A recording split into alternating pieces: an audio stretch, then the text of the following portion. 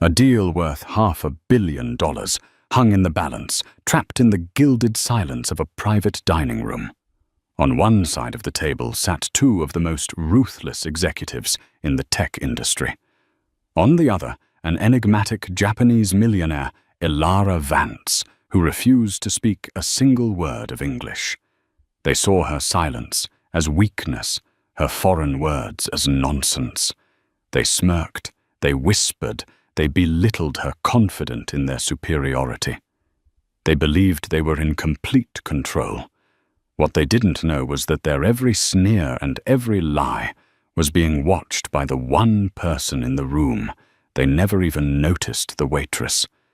The air in the private dining room of Aurelia, one of downtown Manhattan's most exclusive restaurants, was thick enough to be cut with the sterling silver knives laid on the table. It was an atmosphere of forced patience, a palpable tension simmering beneath a veneer of corporate civility. The room was a statement in itself. Walls paneled with dark, polished mahogany. A crystal chandelier that dripped light onto the table like frozen tears, and a single vast window offering a godlike view of the sprawling city lights below. On one side of the expansive table sat Richard Sterling and Marcus Thorne. Richard, the CEO of Sterling Innovations, was a man in his late 50s with a mane of silver hair that looked meticulously sculpted and a smile that never quite reached his cold, calculating blue eyes. He exuded an aura of old money and unshakable power. Beside him, his vice president of acquisitions, Marcus, was a younger, sleeker version of the same predator. His suit was sharper, his smile wider, but his eyes held the same hungry glint. They were here to close the deal of a lifetime, the acquisition of Vance Robotics, a Japanese firm at the forefront of bio-integrative AI. And on the other side of the table was the reason for their anxiety. Elara Vance.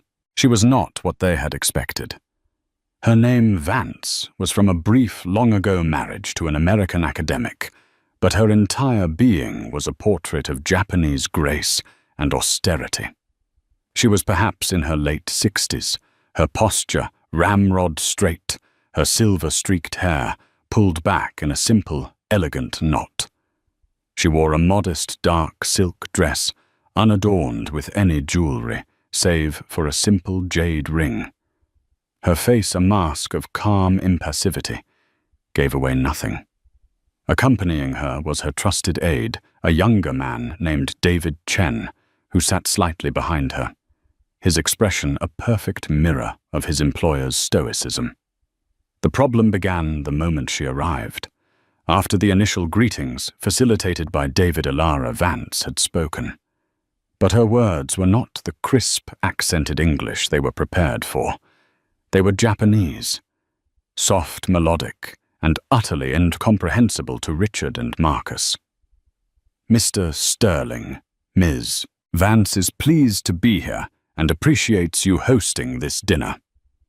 David had translated his own English impeccable.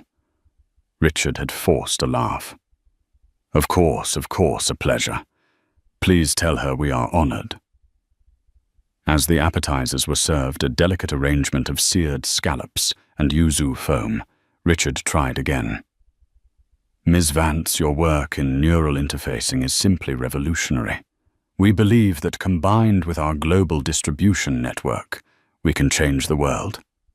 He paused, beaming, waiting for the translation.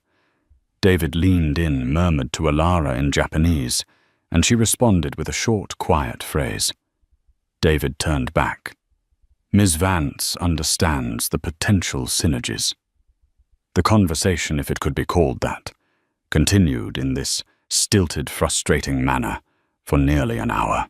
Richard and Marcus would deliver a paragraph of enthusiastic corporate flattery, which David would condense into a whisper, receiving a one-sentence reply that he would then translate back.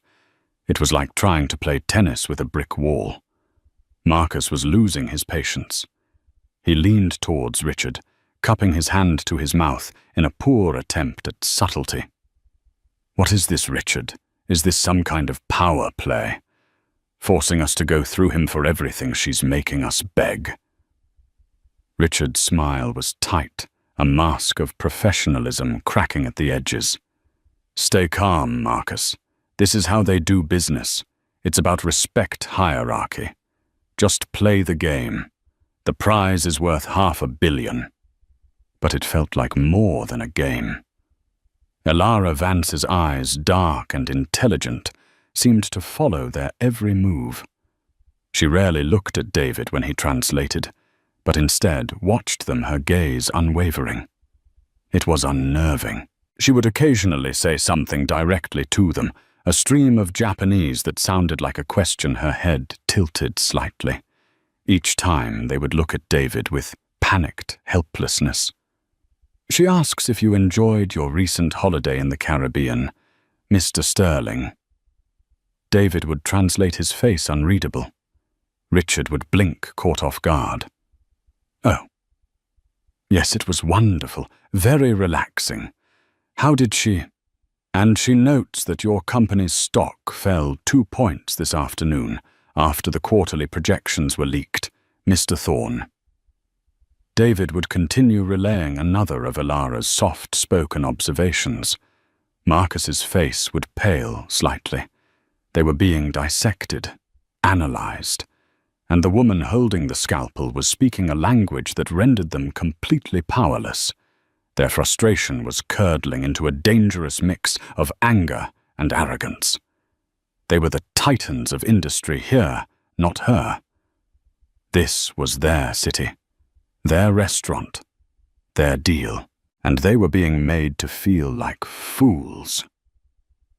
Chloe adjusted the crisp white apron around her waist, her movements practiced and silent as she moved along the periphery of the private dining room.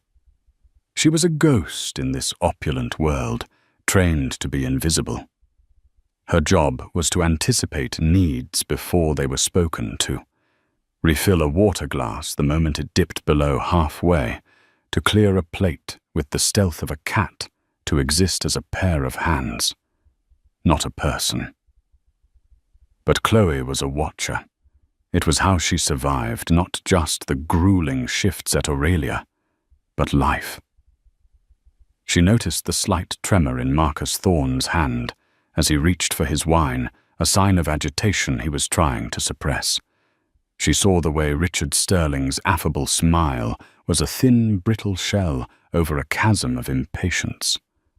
Most of all, she watched Elara Vance. To Richard and Marcus, the woman was an obstacle, a bizarre, foreign enigma. To Chloe, she was something else entirely. She was familiar. Chloe had grown up in Kyoto. Her father was a cultural attaché at the American Embassy, a quiet academic who had fallen in love with the country and raised his daughter there for 15 years. She had attended a local Japanese school, her days filled with the rigorous cadence of the language, her friendships forged in its nuances. Japanese wasn't just a second language to her. It was the language of her childhood, of scraped knees and first heartbreaks, of whispered secrets with her best friend Aiko. It was the language she still dreamt in, sometimes. Now working 2 jobs to pay her way through a fine arts degree at NYU those years felt a lifetime away. Here she was, just Chloe, the quiet waitress. No one knew that the soft flowing words spoken by Elara Vance were as clear as day to her, and what she heard made the fine hairs on her arms stand up. She heard the translations David Chen provided, and they were accurate, but they were also incomplete. They were literal. They were the sterile, functional words of a professional interpreter. What they lacked was the soul, the subtle honorifics, the intricate subtext that was woven into every syllable Elara Vance spoke. When Elara had asked about Richard's vacation, her tone hadn't been merely inquisitive. There was a layer of polite, almost surgical precision, a phrase that subtly implied, "I know you were conducting unofficial business on that trip." When she had mentioned Marcus's stock, dropping her choice of words was not just an observation. It was a delicate yet unmistakable expression of disappointment, the kind a teacher might use for a promising student who had failed a simple test. She was speaking in a highly formal, almost courtly dialect of Japanese one that conveyed immense authority and intellect. Chloe watched as Marcus, growing bolder with his frustration, launched a new tactic, a condescendingly simple English spoken loudly, as if Elara were deaf or simple-minded. "We are offering you a very good price," he said, holding up his fingers. "Lots of money." Chloe flinched. The insult was so profound, so deeply ignorant, that she felt a phantom sting of shame on his behalf. She saw Elara Vance's eyes for a fraction of a second flicker with something that looked like pain. Not anger, but a deep, weary sadness. David Chen's jaw tightened, but he remained silent, translating Marcus's boorish words dutifully. Elara responded, her voice still quiet, but with an edge, a sharpness that wasn't there before. David translated, "Ms. Vance understands the financial offer." But what Elara had actually said was, "Please tell this child that the buzzing of a fly is more disruptive to my thoughts than his shouting." Chloe nearly dropped the silver water pitcher she was holding. She steadied herself against the wall, her heart hammering. This wasn't a negotiation. It was a disaster. These men, in their blind arrogance, were dismantling a $500 million deal with every condescending word. And Elara Vance was letting them. She was observing their disrespect, cataloguing it, her silence a vessel for their contempt. The final straw came when Richard, convinced that the woman across from him was either playing a foolish game or was genuinely incompetent, decided to discuss strategy with Marcus openly, right at the table. "Look, this is going nowhere," Richard muttered, leaning across the table as if Elara and David were merely furniture. "Let's just get to the final offer. We'll cut out the performance incentives for her executive team. She clearly can't manage them if this is how she behaves. We can absorb them into our own structure and save 20 million off the top. She'll never even know the difference. Just tell her it's a streamlined final offer." Marcus grinned, a flash of predatory teeth. "Brilliant. She's lost in her own world. He'll just translate whatever we tell him to." Chloe stood frozen by the service door, the cold metal of the handle pressing into her back. They were going to defraud her, right here in front of her, using her own childhood language as a shield for their deceit. They assumed her inability to speak English equated to an inability to understand complex deal structures. They saw a woman, not a titan. They saw a foreigner, not a genius. And in that moment, Chloe felt the 15 years in Kyoto rise up in her. She remembered her father teaching her that silence in Japan could be a sign of respect, of deep thought, of strength. It was not a vacuum to be filled with noise and arrogance. She looked at Elara Vance's face, at the profound, lonely intelligence in her eyes. It was the same look she'd seen in her own grandmother's eyes, after her grandfather passed away, a woman surrounded by people who only saw her as a frail widow, not the pillar of strength she was. Her manager's voice echoed in her head. "You are invisible, Chloe. Do not speak to the guests unless spoken to. Ever." It was the cardinal rule. Breaking it meant instant dismissal. It meant rent wouldn't get paid. It meant her dream of finishing her degree would evaporate. But then she heard Elara Vance speak again, her voice almost a whisper. And this time it was not directed at the men. It was a soft, forlorn murmur almost to herself. "Is there no one here who Who sees? Chloe's decision was made. Her job, her future, they felt small compared to the colossal injustice unfolding in this gilded cage. She pushed off the door, smoothed her apron, and walked toward the table, her heart a frantic drum against her ribs. As Chloe approached the table, the world seemed to slow down. Each step on the plush Persian rug was a deliberate act of defiance. The clinking of cutlery, the low hum of the city outside, everything faded into a muted background buzz. All that mattered were the four figures at the table locked in their tableau of misunderstanding and deceit. Richard and Marcus didn't even notice her at first. They were too busy smirking at each other, confident in their scheme. David Chen's head was bowed slightly, a portrait of resignation. Only Elara Vance's eyes lifted to meet Chloe's. For a fleeting second, Chloe saw a flicker of surprise in them, a momentary crack in the serene facade. Chloe stopped not beside Richard or Marcus, but at a respectful distance from Elara's side of the table.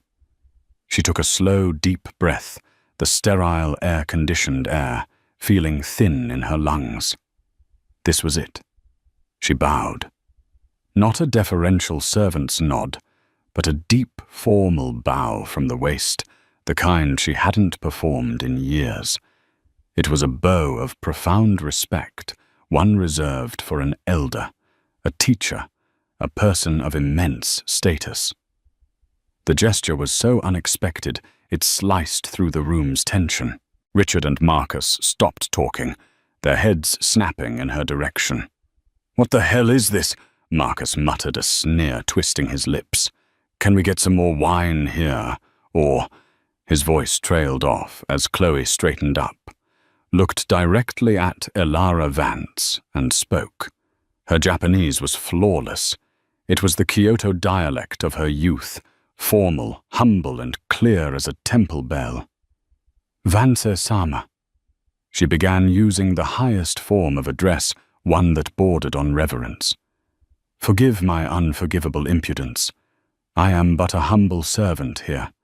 However, to stand by and witness this discourtesy is a stain upon this house and my own honor. If you would permit me, I can help." The silence that followed was absolute. It was a stunned, deafening void. Richard and Marcus stared at her, their mouths literally agape. It was as if a piece of furniture had suddenly recited Shakespeare. This girl, the one who had been silently refilling their water, who they hadn't given a second glance, was speaking the very language that had been their wall of frustration all evening. David Chen's head shot up, his eyes wide with disbelief. He looked from Chloe to Elara, his professional composure completely shattered for the first time. But the most profound reaction came from Elara Vance herself. The impassive mask she had worn all night crumbled. Her eyes, which had held a universe of lonely wisdom, welled up with sudden glistening tears.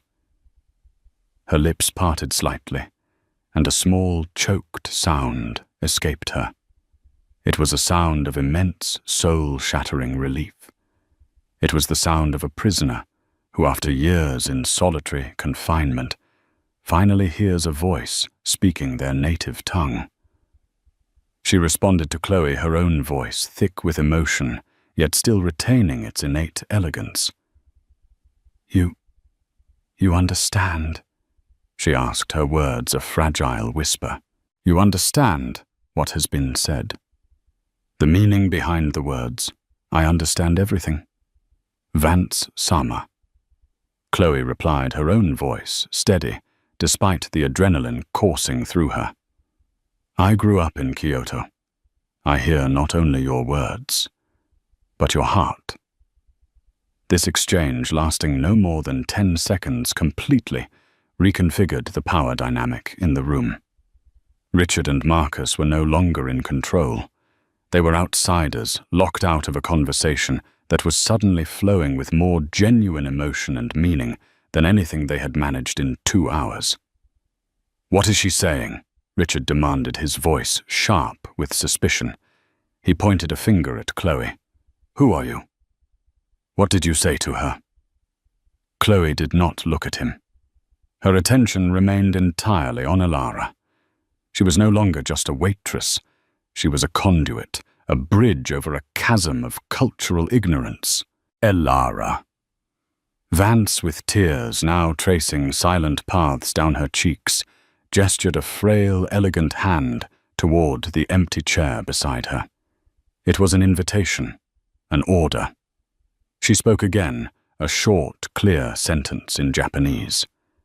David Chen, finally finding his voice, translated for the bewildered executives, though his eyes were fixed on Chloe with a look of awe. Miss Vance requests that the young lady join them at the table. Marcus scoffed in disbelief. Join them? She's the waitress. This is insane. But Richard Sterling, for all his arrogance, was a man who understood power, and he could feel it shifting in the room as surely as a tide. The quiet Japanese woman was no longer a passive object. She had found a voice, and that voice belonged to the girl in the white apron. He fell silent, watching his mind racing to calculate this new, impossible variable. Chloe hesitated for only a moment. Then, with a quiet grace she didn't know she possessed, she pulled out the chair and sat down. The world had just turned upside down, and somehow she was at its center. Seated at the mahogany table, the fine linen of the napkin feeling alien in her lap, Chloe felt a profound sense of surreality. The crystal glasses, the ornate silverware, the half-eaten plates of Michelin-starred food, they were artifacts from a world she served, not one she inhabited. Yet the gaze of Elara Vance anchored her, imbuing her with a purpose that dwarfed her anxieties. Richard and Marcus watched their faces a mixture of confusion and fury. This was a flagrant breach of every protocol they understood.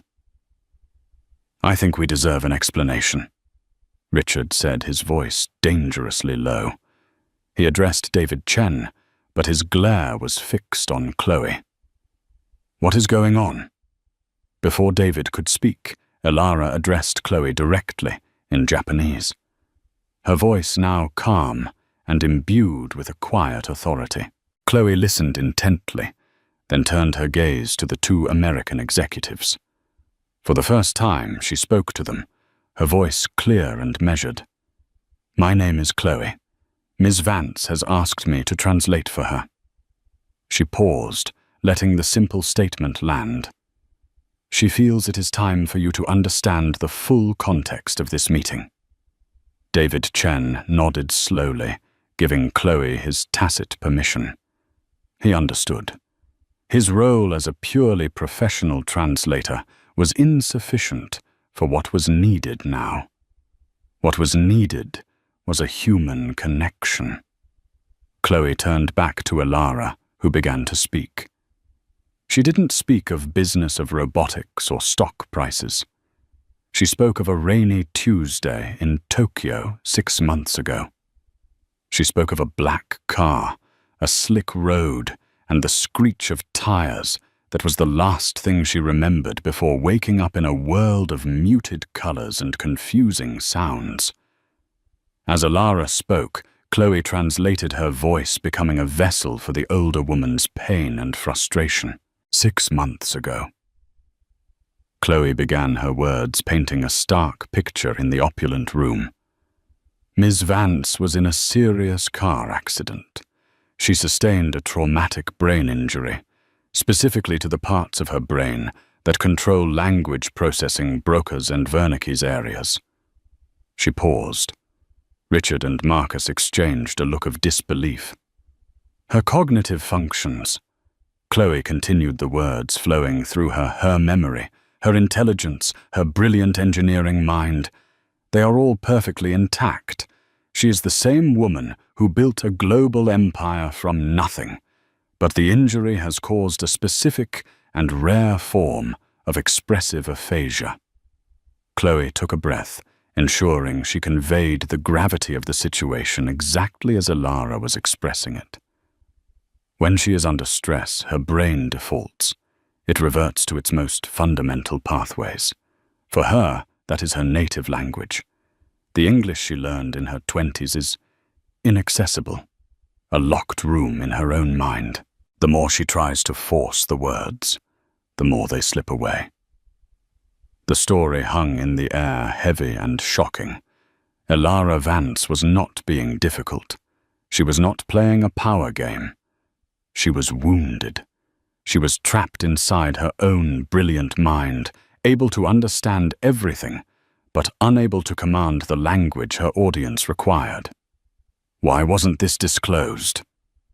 Marcus blurted out, his tone more accusatory than sympathetic. We've been wasting our time here. Elara's eyes flashed, and she spoke a sharp, single sentence. Dignity is not a line item in a quarterly report. Chloe translated her voice as sharp as Elara's. Ms. Vance did not want to be defined by her injury.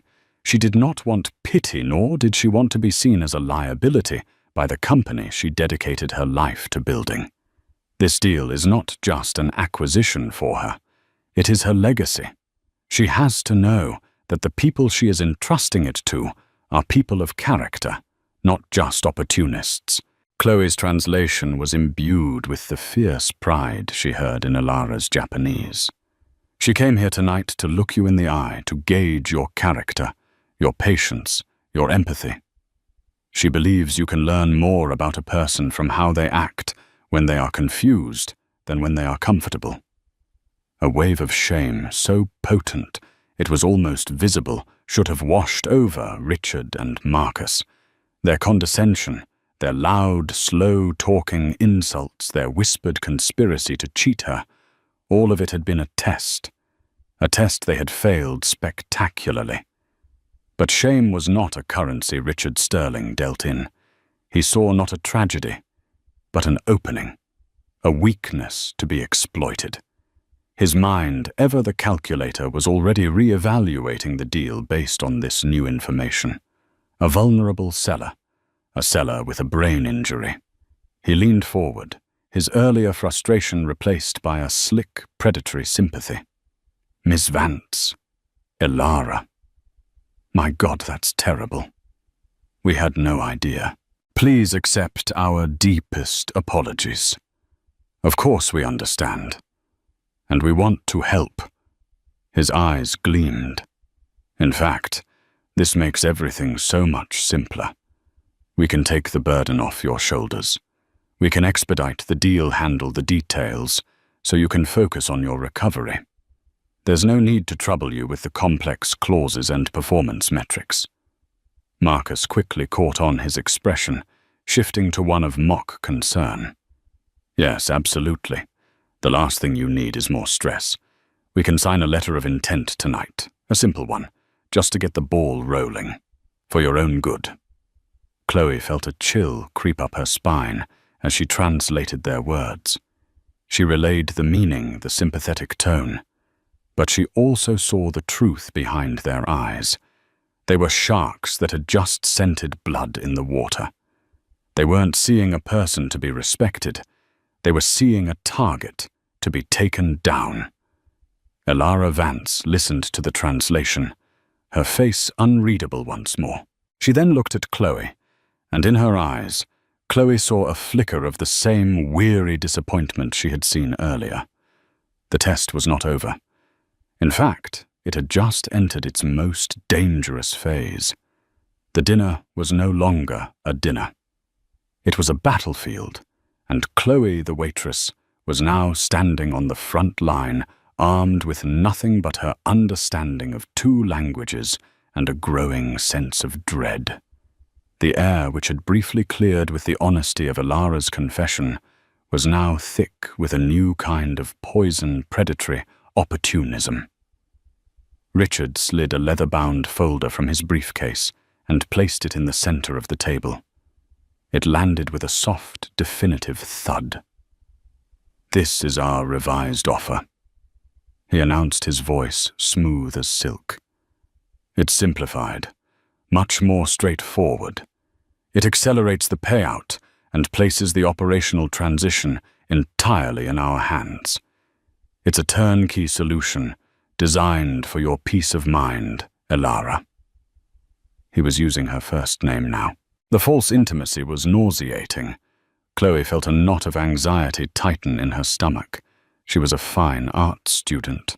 She knew about Renaissance painters and modernist sculpture, not leveraged buyouts and equity transfers. But she had to try. She had to be more than a mouthpiece. Elara gestured for Chloe to examine the document. As Chloe picked it up, she felt the weight of it. The cold, smooth paper, filled with dense, legalistic text. She began to read the key clauses aloud to Elara in Japanese, her voice slow and careful. As she did, she could feel Richard and Marcus watching her, their patience already wearing thin. Clause 7b, Richard interrupted, is a standard indemnity clause, just legal boilerplate. We can skip that. Section 12, Marcus added, just outlines the redundancy protocols for her executive team. It's really just a formality. They were trying to direct her to control the flow of information, but as Chloe read, certain phrases snagged her attention. She had spent enough late nights helping her diplomat father proofread documents to recognize the scent of deliberately obtuse language. "One moment," Chloe said, holding up a hand. She looked at Elara and switched to Japanese. "Vance-sama. They are glossing over these sections, but the language here is evasive. Clause 7b is not a standard indemnity clause. It appears to give their company unilateral power to renegotiate all of Vance Robotics' existing intellectual property licenses after the merger. They could sell off your core patents." Elara's eyes narrowed almost imperceptibly. She gave a slight nod for Chloe to continue. "And Section 12. Chloe went on, her heart pounding, "is not about redundancy. It's a non-compete clause, but it is written so broadly that it would not only prevent your top executives from working elsewhere, it would effectively prevent you personally from engaging in any related technological endeavors for a period of 10 years. They are trying to buy not just your company, but your future." Chloe was no longer just translating. She was analyzing. She was protecting. With every sentence she decoded, she felt a surge of adrenaline. The two powerful men at the table suddenly seemed smaller, their expensive suits and confident smiles, nothing more than cheap camouflage for their greed. Richard was becoming agitated. "What's the hold-up? What are you telling her? Just tell her it's a standard agreement." Chloe met his glare, her own expression unyielding. "I am ensuring Ms. Vance understands the full and precise meaning of every clause, Mr. Sterling. As you can appreciate, clarity is paramount in a deal of this magnitude." Her formal corporate language coming from a waitress seemed to stun him into momentary silence. Elara then posed a question in Japanese, her tone deceptively light. Chloe translated. "Ms. Vance is curious about the revised valuation of the company's R&D division. The initial offer had it pegged at $100 million. In this new document, that figure appears to be absent, folded into a general assets category." Marcus waved a dismissive hand. "It's a clerical simplification. The overall number is what matters. It's all in there, don't worry." Elara spoke again, her words soft, but carrying the weight of steel.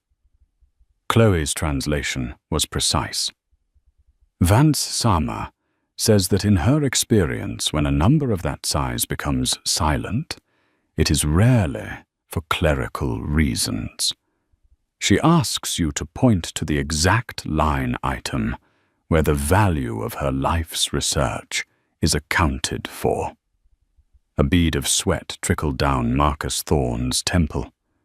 He and Richard began flipping through their copies of the document, a frantic rustling sound that filled the room.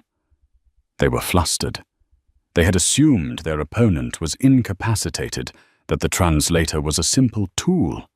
They had never expected such surgical, informed questioning. They had never expected Chloe. Elara Vance sat back in her chair, a picture of absolute calm. She took a delicate sip of her tea. For the first time all evening, a tiny, almost imperceptible whistle touched the corners of her lips.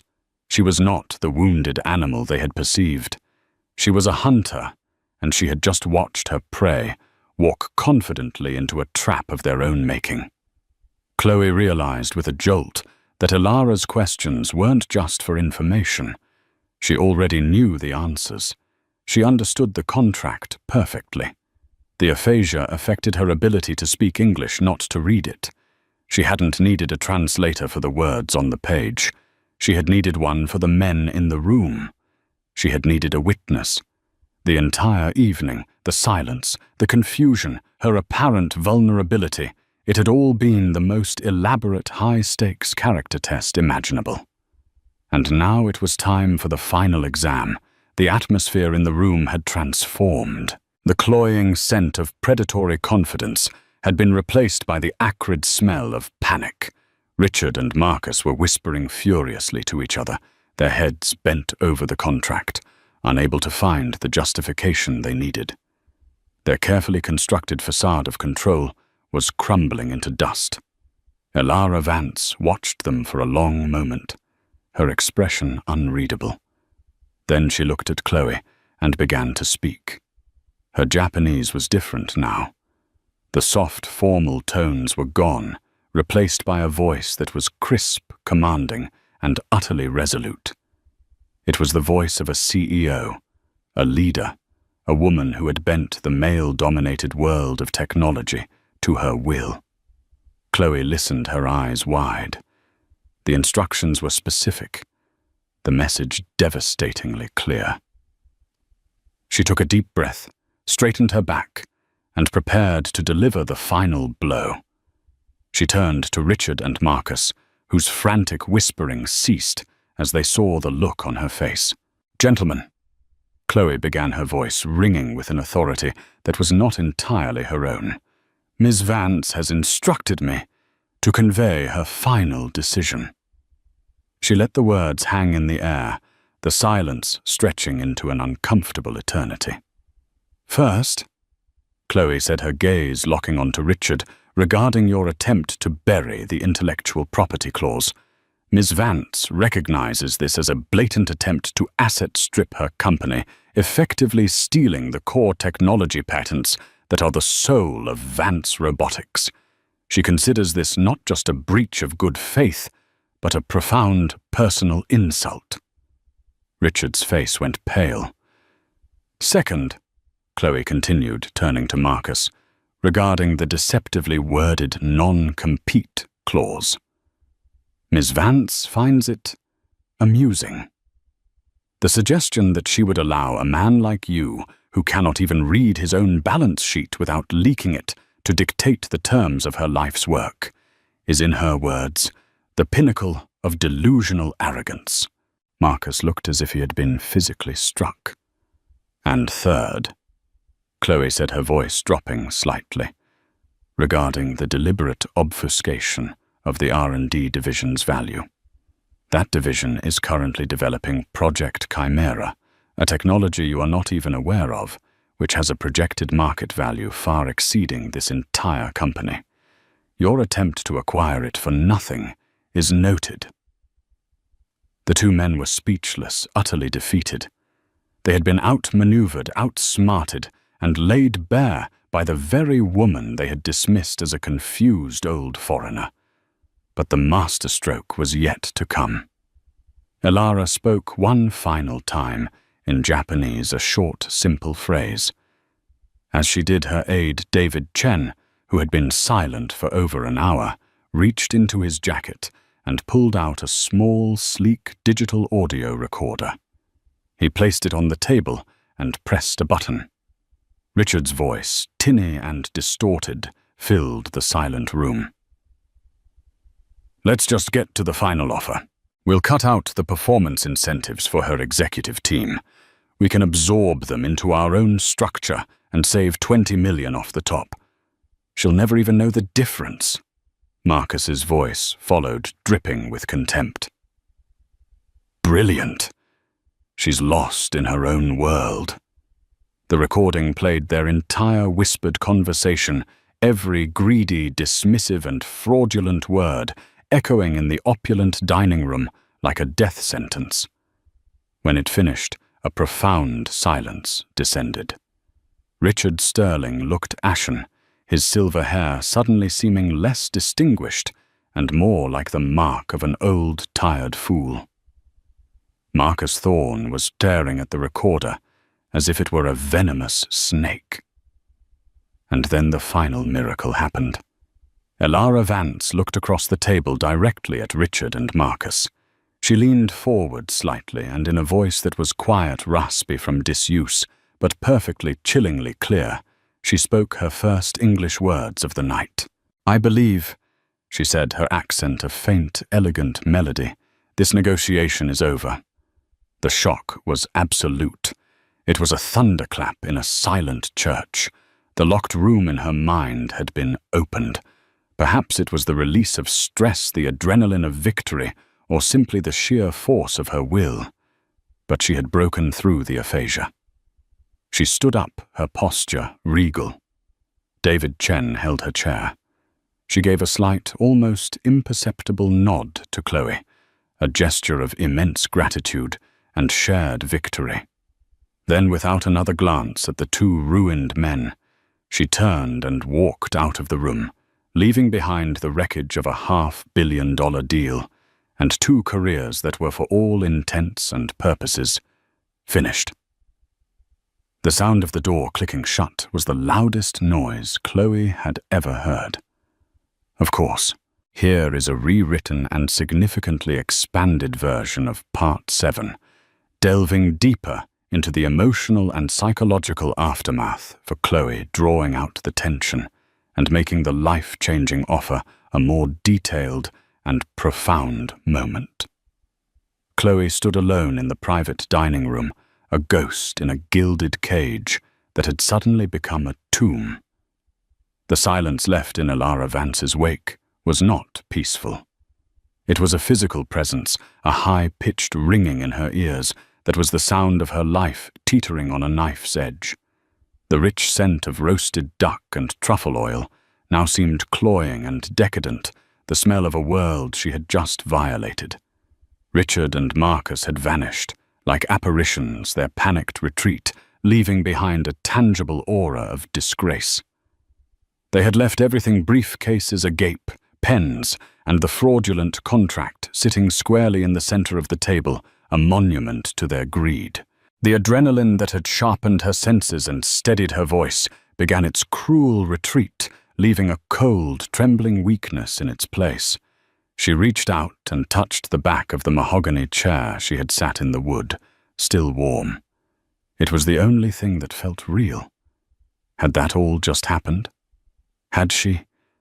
Chloe, a fine arts student who supplemented her ramen noodle diet by serving canapes to the 1% just committed career suicide in the most spectacular fashion imaginable. Her heart hammered against her ribs, each beat a frantic question. What have I done? What have I done? The cardinal rule, the one branded into every server at Aurelia, screamed in her mind. You are invisible. You are silent. You do not exist. She had not only existed, she had appointed herself judge, jury, and translator. The service door swung open with a violent slam, and her manager, a severe man named Mr. Dubois, with a perpetually pinched face, stormed into the room. His face was a mottled shade of crimson, his eyes blazing with a fury that made Chloe's blood run cold. Chloe, he hissed his voice, a low, dangerous weapon. He didn't shout. It was far more terrifying than that. Do you have any idea what you have just done? Chloe stood frozen, her hands clasped behind her back, in a posture of ingrained servitude. Mr. Dubois, I can explain. Explain. He let out a short, incredulous laugh that had no humor in it. Explain what? How you decided to abandon your post. How you took it upon yourself to sit down.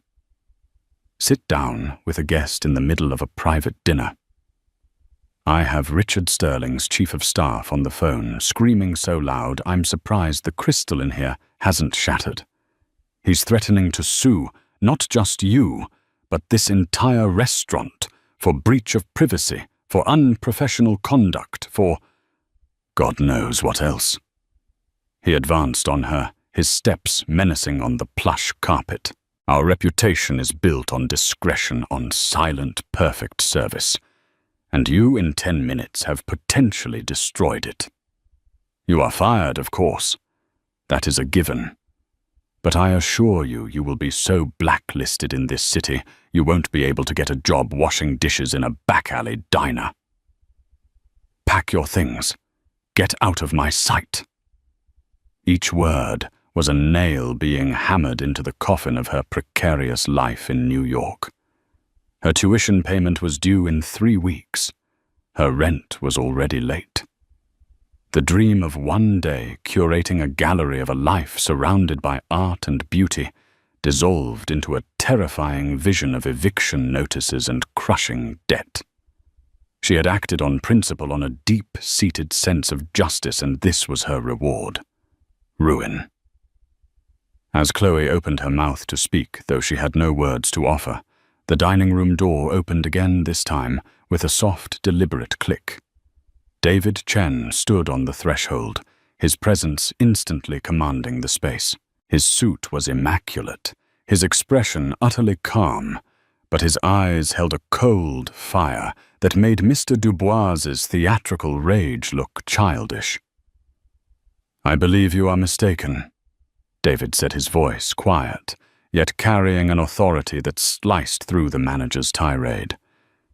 He took a step into the room, his gaze fixed on Mr. Dubois.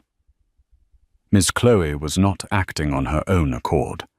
She was acting on a direct and explicit request from my employer, Ms. Elara Vance. Mr. Dubois blinked, his momentum broken. What? That's impossible. She was providing a service that neither you nor your esteemed guests were equipped to offer clarity and respect. David continued, his tone unwavering.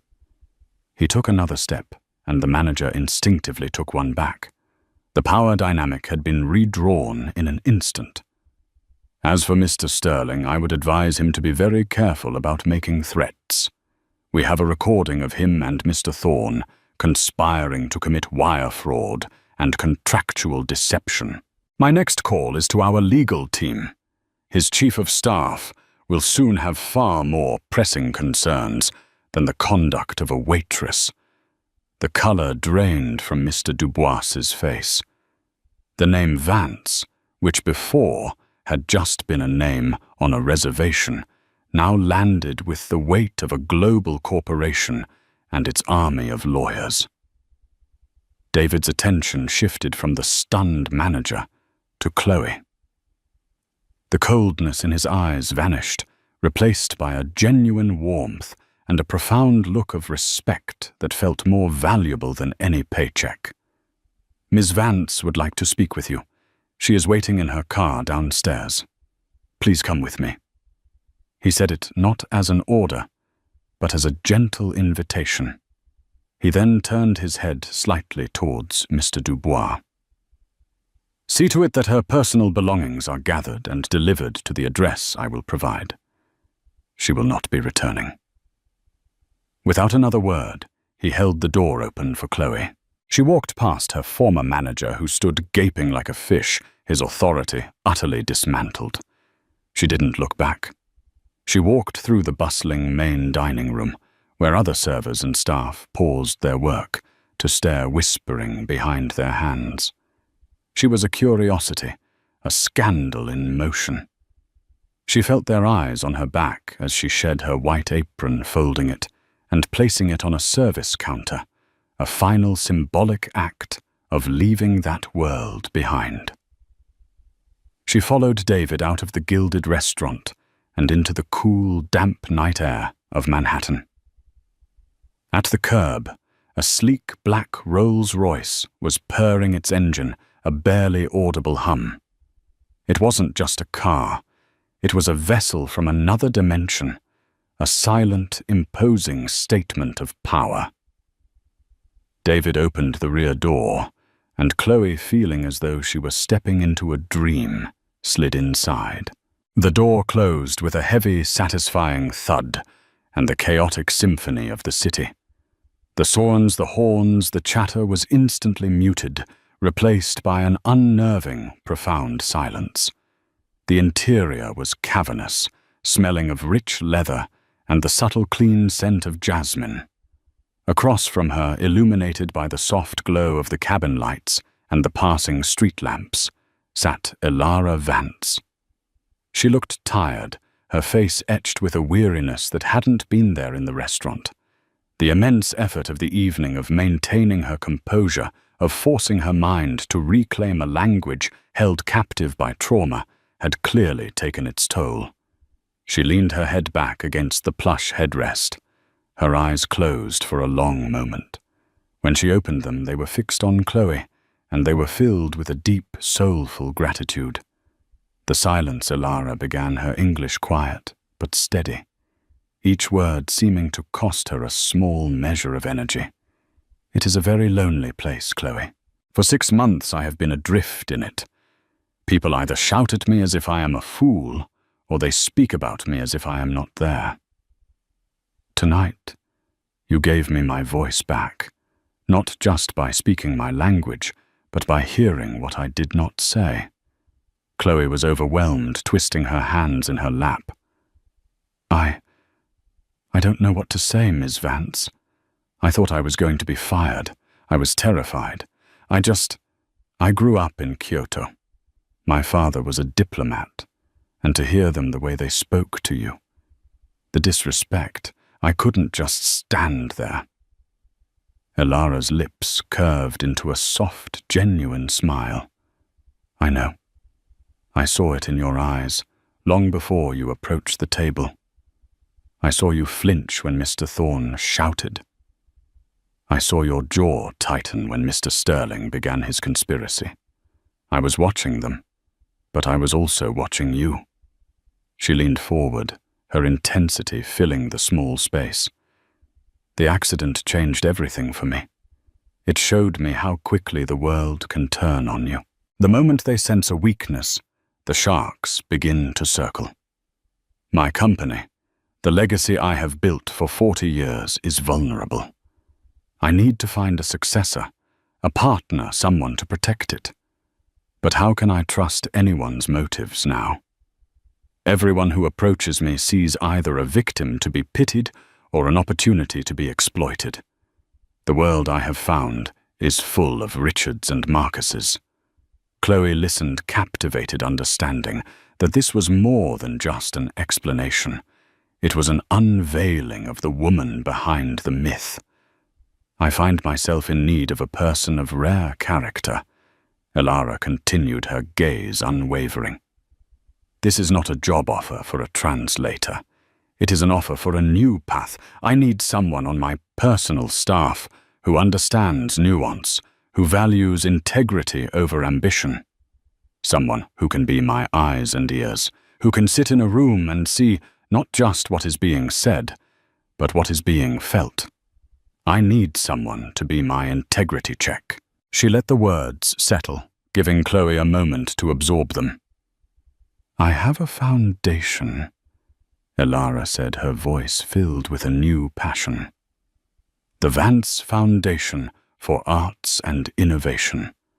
It funds 2 things that I believe are the pillars of the future: brilliant female engineers and daring young artists. It is my true legacy. I want you to work with me there, to help me find the next generation of creators and builders, to travel with me, to be my aide, my advisor, and my confidant." She paused again, a shrewd, calculating light, the one that had built an empire, returning to her eyes. "I am aware that you are a student. Your education will not be interrupted. It will be underwritten.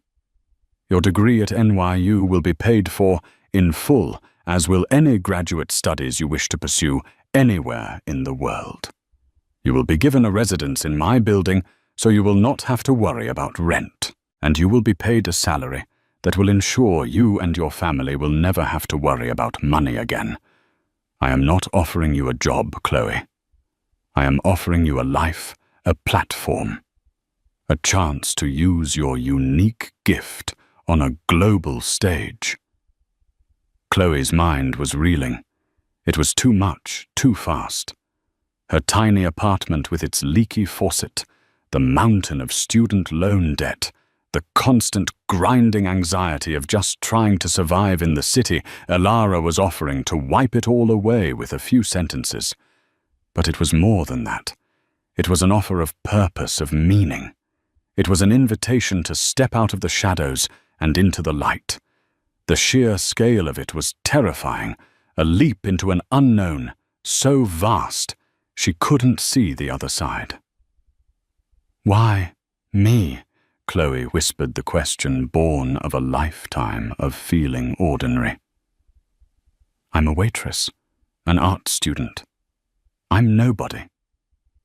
Elara reached across the space and for a fleeting moment rested her hand on Chloe's.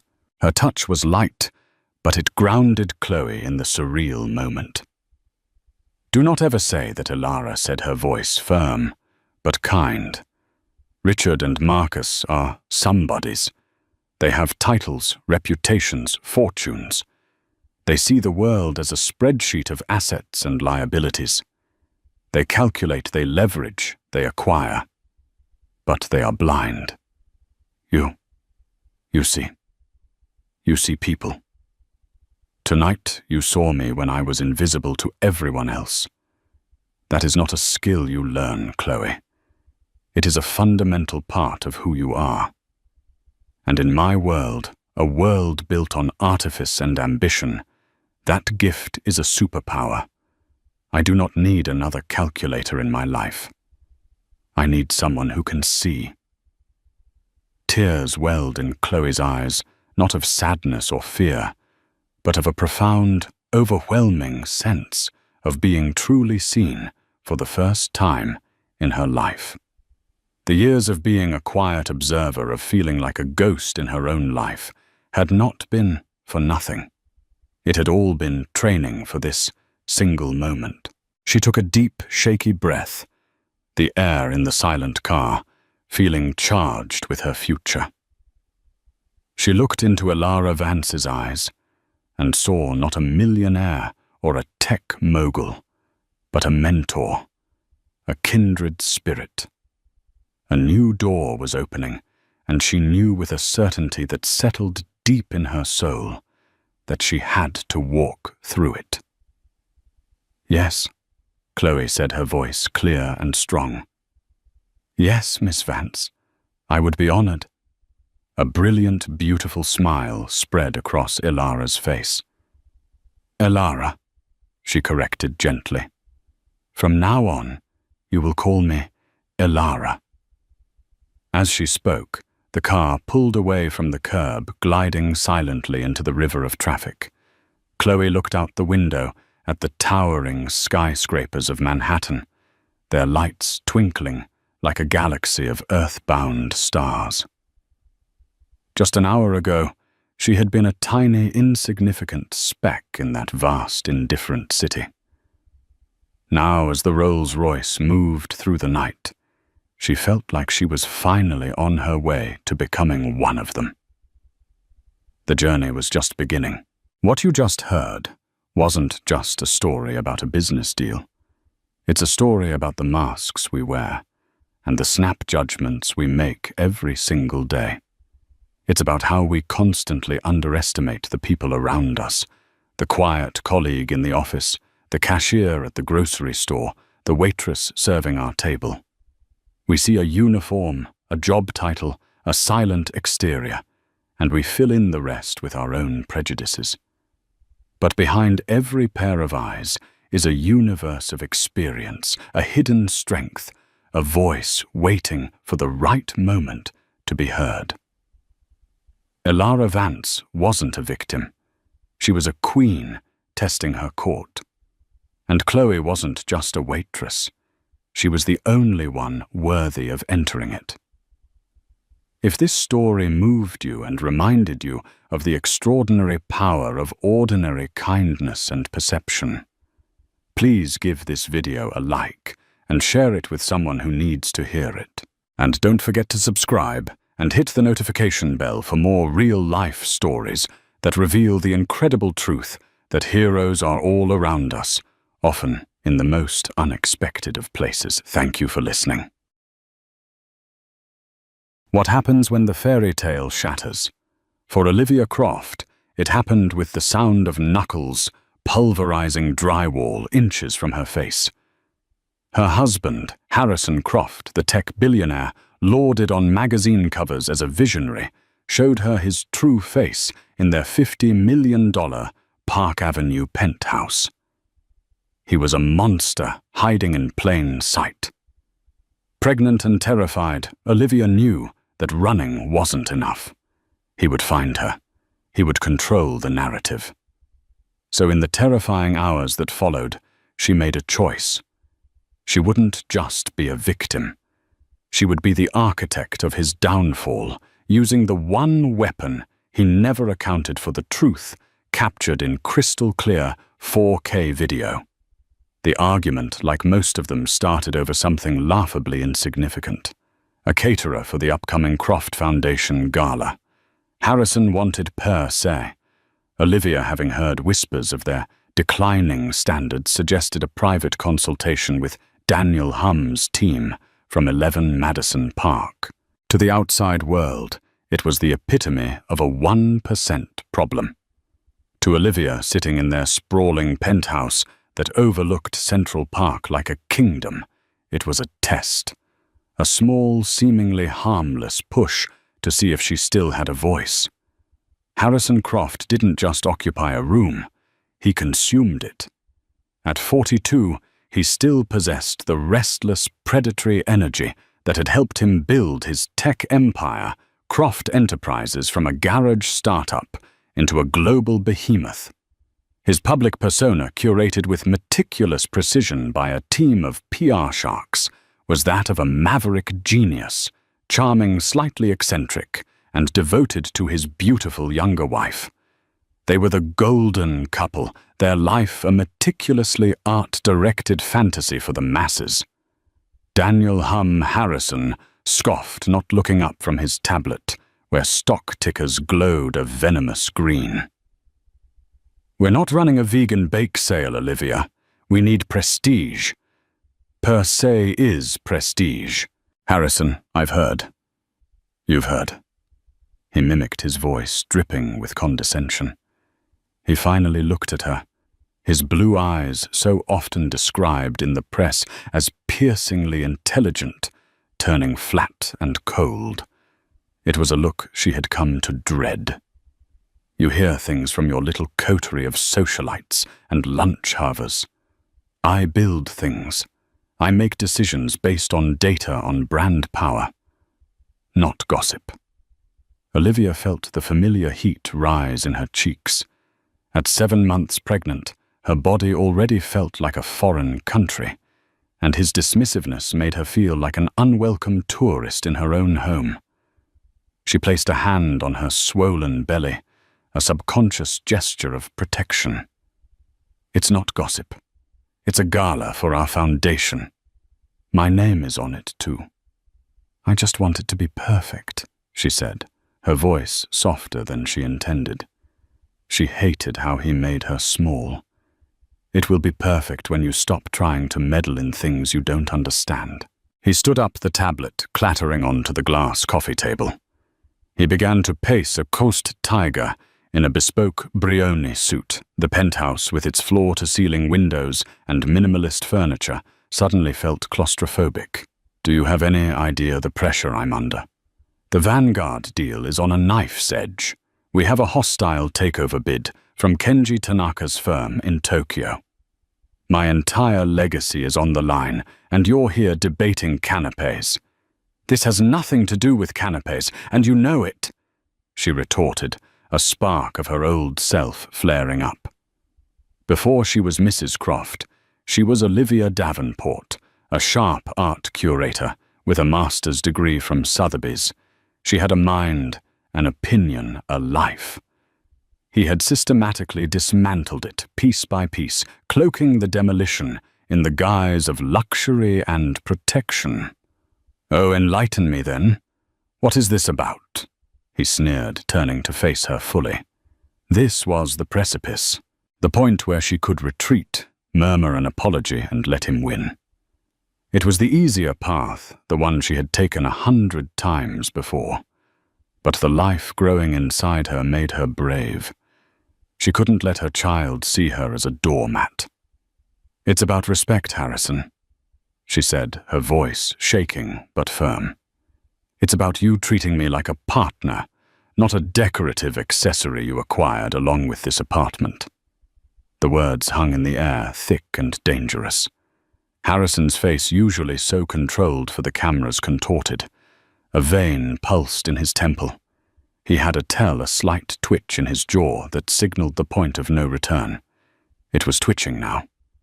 An accessory, he whispered, the sound more menacing than a shout. He took a step toward her, then another. She instinctively shrank back into the plush cushions of the Roche-Beaubois sofa. I gave you everything. Everything. A life you couldn't even dream of. I plucked you from obscurity and put you on a throne. I had a life before you. I was happy. You were a nobody, he roared, the sound echoing off the cold glass and marble. He was standing over her now, his shadow engulfing her. His face was inches from hers, his breath hot with rage. She could smell the expensive scotch on it. Fear, cold and sharp, pierced through her defiance. This was it. The rage she had only seen in flashes in slammed doors and thrown phones was now directed squarely at her. Her heart hammered against her ribs, a frantic drumbeat of terror. She saw his eyes dart to the side, to the pristine white wall next to her head. What happened next was a blur of motion and sound. His arm, a piston of raw power, shot out. She flinched, a scream catching in her throat, convinced the blow was for her. The impact was like a gunshot. His fist, adorned with a simple but obscenely expensive platinum wedding band, smashed into the drywall.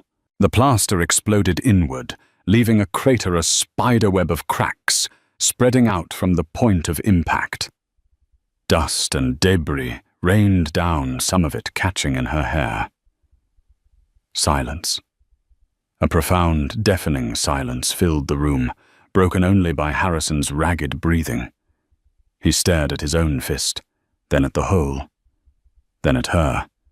His eyes were wide, not with remorse, but with the wild, terrifying thrill of his own unleashed power. Olivia didn't move. She couldn't. Her entire world had just narrowed to the jagged hole in the wall, a violent, gaping wound in their perfect home, just a hand's breadth from her temple, from her baby. Slowly, Harrison pulled his hand back. His knuckles were raw and bleeding. He looked at her, and for a fleeting second she saw a flicker of something panic, maybe even fear of what he'd done. But it was gone as quickly as it came, replaced by a chilling calm. Now he said, his voice a low, steady threat. The caterer is per se. We are not discussing this again. Clean yourself up. You look a mess. He turned and walked away, heading toward his office without a backward glance, leaving her alone with the ringing in her ears, the dust on her skin, and the terrifying, undeniable truth of the man she had married. For a long time she just sat there trembling. The fear was a physical thing, a cold liquid seeping into her bones. But as the minutes ticked by, something else began to crystallize beneath the terror. It was a cold, hard resolve. He thought the argument was over. He thought he had won. He was wrong. The argument wasn't over. The war had just begun. Her eyes flickered from the hole in the wall to a decorative ficus tree in the corner of the room. Tucked discreetly among its leaves, a tiny black lens was aimed directly at the sofa. The nanny cam she'd installed 2 months ago, after he'd accidentally broken her laptop during another argument. She had told herself it was for the baby's safety. But in her heart, she knew. She'd been waiting for this. The proof. The hours after the explosion of violence were a study in surreal normalcy. Harrison didn't emerge from his office. A quiet, almost ghostly maid appeared on schedule, her eyes deliberately avoiding the crater in the wall as she polished the already gleaming surfaces of the penthouse. Dinner was served for one a filet mignon. Olivia couldn't touch its bloody center, a sickening reminder of Harrison's knuckles. Olivia moved as if in a trance. She bathed the warm water, doing little to stop the tremors that racked her body. She slipped into a silk nightgown, the fabric feeling like a costume for a role she no longer wanted to play. Every sound, the hum of the city below, the whisper of the air conditioning, was magnified a potential threat. Her mind, however, was no longer frozen in fear. It was racing, working with a clarity she hadn't felt in years. She knew Harrison. She knew his patterns. Tomorrow, a team of contractors would appear silent and efficient, and the wall would be repaired, plastered, and repainted. By evening, it would be as if nothing had happened. He would likely buy her a gift, something extravagant like a Cartier bracelet or a rare first-edition book. A silent transactional apology that was more about erasing his guilt than expressing remorse. He would consider the matter closed. He would expect her to fall back in line. Not this time. Once the penthouse was cloaked in the deep silence of 2 a.m., Olivia slipped out of bed. She moved with a thief's stealth through the cavernous apartment she now saw as a prison. The moonlight streaming through the windows cast long, eerie shadows. She bypassed the living room, the hole in the wall a dark, accusing eye. Her destination was the small, unused nursery. She had fought him for this room. He had wanted it to be a secondary home gym. She had insisted on a space for their child, and in a rare moment of acquiescence he'd agreed. It was here, amongst the unassembled crib and boxes of organic baby clothes, that she had set up her secret command center. The nanny cam wasn't just a camera. It was a state-of-the-art security device sold under the guise of baby monitoring that streamed and saved encrypted footage to a secure offshore cloud server. Olivia had spent weeks researching it, paying for it with cash from a secret bank account she'd been siphoning small amounts into for the past year. She sat down at the small desk she'd placed in the corner, her fingers trembling as she typed in the long, complex password to access the server. The portal opened.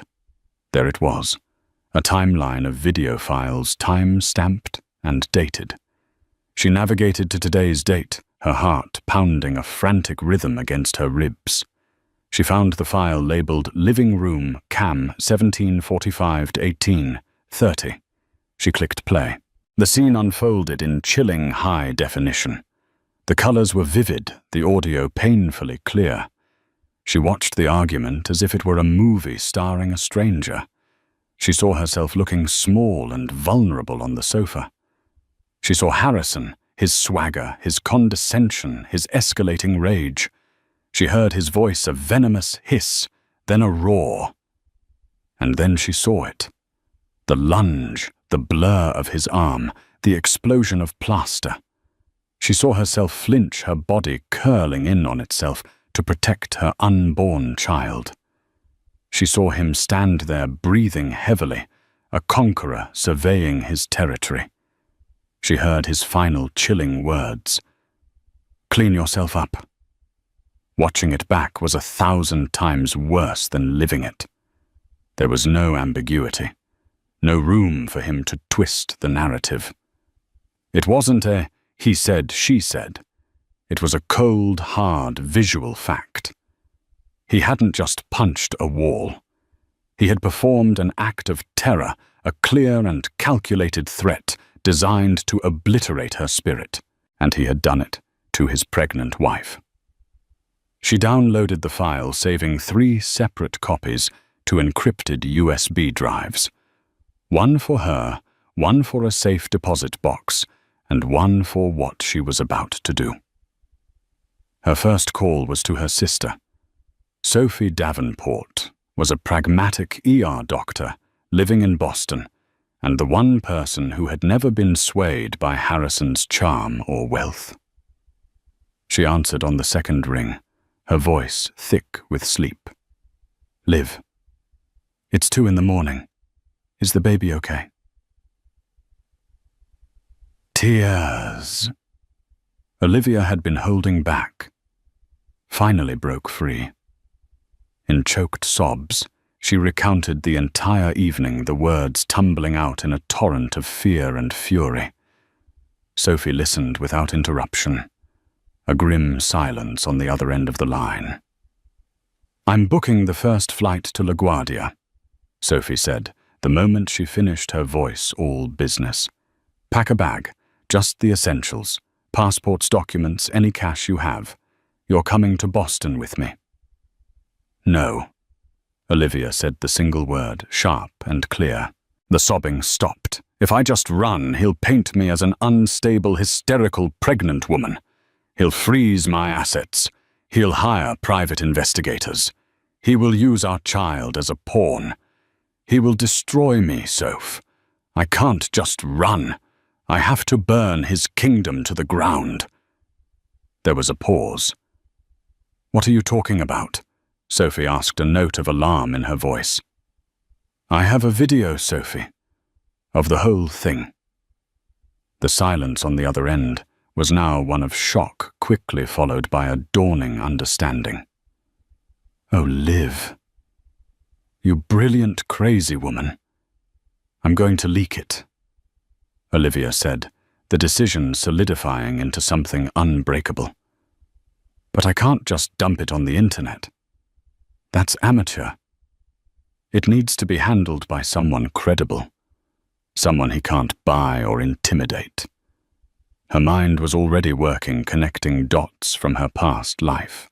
Before Harrison, her work as a curator had put her in touch with journalists covering the art world, including the high-stakes world of auctions and forgeries. One name stood out: Ben Carter. He wasn't a gossip columnist. He was a Pulitzer Prize-winning investigative reporter for the New York Chronicle, known for his meticulous, fact-checked takedowns of powerful, corrupt men. He had once interviewed her for a piece on art repatriation. He had been tough fare and unimpressed by wealth. He was perfect. "I need you to do something for me," Olivia said to her sister. "I'm going to wire you the last of my emergency fund. I need you to find me the most ruthless, terrifying divorce attorney in New York City. A shark. I want her ready to file the second the story breaks." "Consider it done," Sophie replied, her voice filled with a fierce pride. "Be careful, Liv. You're taking on a dragon." "I know," Olivia whispered, looking at the USB drive in her hand. "But I have a weapon he never forged."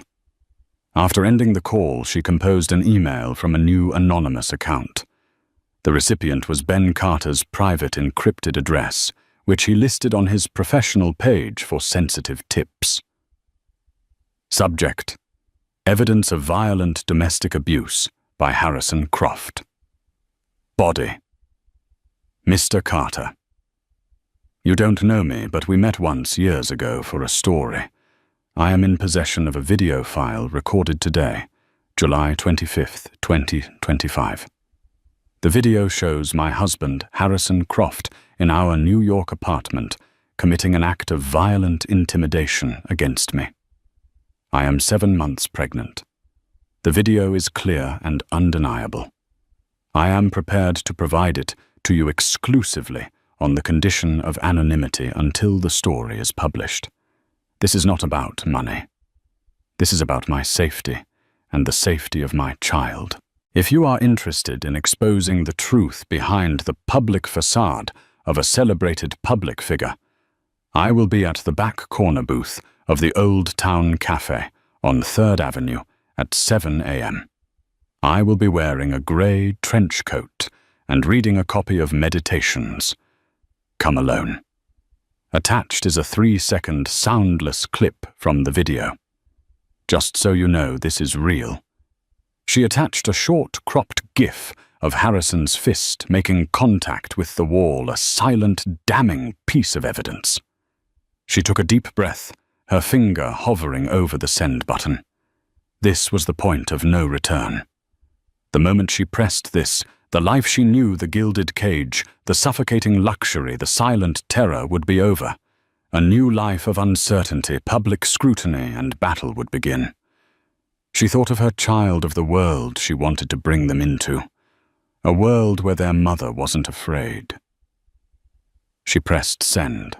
The Old Town Cafe was a relic, a small, unassuming diner that had survived decades of gentrification by serving reliably decent coffee and greasy breakfasts. It was the last place anyone would expect to find the wife of a billionaire. At 6:50 a.m., Olivia slipped into the worn vinyl of the back booth. She had dressed down jeans, a simple black sweater, the grey trench coat and a baseball cap pulled low over her face. She placed the copy of Marcus Aurelius's Meditations on the table and ordered a black coffee she had no intention of drinking. Every nerve in her body was screaming. At precisely 7 a.m., a man entered the cafe. He was older than she remembered, perhaps in his late 50s, with salt and pepper hair and a rumpled coat that suggested he valued function over fashion. It was Ben Carter. His eyes scanned the room instantly, dismissing the few other patrons, and landed on her. He approached the booth with a cautious, deliberate gait. "Mrs. Croft," he asked, his voice a low baritone. He didn't offer a hand, just slid into the opposite side of the booth. "I prefer Olivia Davenport," she said, her voice steadier than she felt. He gave a slight nod. "Fair enough. You brought a storm to my inbox this morning, Ms. Davenport. Is it a storm you're willing to chase?" "I watched the clip," he said, getting straight to the point. "It's compelling. But a 3-second GIF isn't a story. I need context. I need to see the full video. I need to verify its authenticity. And I need to know why you're doing this. The world will call you a gold digger, a scorned wife out for revenge. You need to be prepared for that." Olivia met his gaze unflinching. "I am prepared to be called worse. What I'm not prepared for is raising my child in a house where rage is normalized and violence is the answer to a disagreement. I'm not doing this for money. I'm doing this for my life." She reached into her bag and slid one of the encrypted USB drives across the table. "This is the full unedited file, time-stamped with metadata intact. My husband's IT security is legendary, but this system is completely independent. It's clean. The full video shows the entire argument, from the discussion about a caterer to the moment he punched the wall and walked away. Ben picked up the drive, examining it. This could bring down one of the most powerful men in the country. It will have consequences for him, for his company, for you. I'm counting on it, Olivia said. My team will need a few hours to verify everything he said, pocketing the drive. If it's what you say it is, we'll run it on the Chronicle's front page, digital first, by noon. Once it's public, my editors will want an exclusive interview, on the record. You'll have it, she agreed. As soon as I'm in a secure location. Ben Carter stood up. Stay safe, Ms. Davenport. He left as quietly as he had arrived. Olivia remained in the booth for another 10 minutes, her body thrumming with adrenaline. The first chess move had been made. Now she had to prepare for the counterattack. She left the cafe and took a winding, circuitous route through the city-switching subway lines twice before emerging in a completely different neighborhood. There, a black car was waiting. Sophie had come through. The driver simply held up a phone with the name Evelyn Reed on it. Olivia got in. The hours that followed were a blur of calculated action. Evelyn Reed was everything Sophie had promised, a powerhouse in a razor-sharp suit with an office in Midtown that radiated quiet, expensive competence. She listened to Olivia's story with fierce, focused attention, her expression unreadable. When Olivia finished, Evelyn gave a single, sharp nod. Good, Evelyn said. The video is your shield and your sword. While Carter's team is verifying, we prepare for war. For the next 3 hours they worked. Evelyn and her team drafted divorce papers, citing irreconcilable differences and a history of controlling behavior and abuse. They prepared a motion for an emergency protective order to be filed the moment the story broke. They initiated proceedings to freeze a portion of the marital assets before Harrison could hide them offshore. Olivia signed document after document, her signature growing bolder with each one. She was no longer just Olivia. She was a plaintiff, a force of legal action. At 11:58 a.m., Olivia was in a hotel suite that Evelyn had secured under a corporate alias. Sophie was there, having landed at LaGuardia and come straight to the hotel. The sisters were sitting in silence, watching the clock, when Sophie's phone buzzed. Then Olivia's. Then they buzzed again and again, an electronic chorus of chaos. It had begun. A push alert from the New York Chronicle app was the first drop in the deluge exclusive tech. Billionaire Harrison Croft, seen in violent outburst against pregnant wife in leaked video. Sophie clicked the link. There it was. The front page of the Chronicle's website was dominated by a still frame from the video. Harrison, his face a mask of fury, his fist inches from a cowering Olivia. Below it, Ben Carter's meticulously detailed article laid out the story, embedding the full, shocking video. The storm had made landfall. Within minutes, Harrison Croft was the #1 trending topic worldwide. The video was everywhere, ripped from the Chronicle's site, and shared millions of times a minute across Twitter, Instagram, and TikTok. News channels broke into their regular programming. Business networks immediately began speculating on the impact on Croft Enterprises' stock. In his gleaming office tower, Harrison Croft was in a board meeting when his right-hand man, a perpetually nervous executive named Gregory, burst into the room, his face pale. He thrust an iPad in front of Harrison. Harrison saw the headline. He saw the picture. He saw the embedded video.